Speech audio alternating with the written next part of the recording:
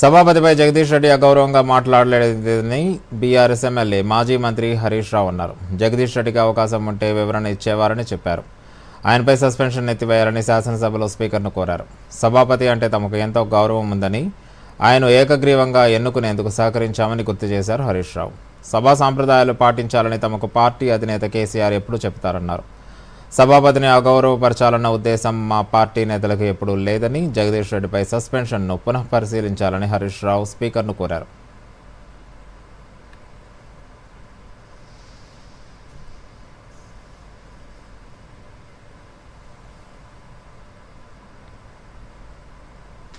జగదీష్ రెడ్డి గారిని సస్పెండ్ చేసిన విషయం మనందరికీ తెలిసిందే. దాని విషయంలో దయచేసి మీరు పునఃపరిశీలించి జగదీష్ రెడ్డి గారిపై పెట్టిన సస్పెన్షన్ను ఎత్తివేయాలని చెప్పి అప్పీల్ చేస్తూ ఉన్నాం.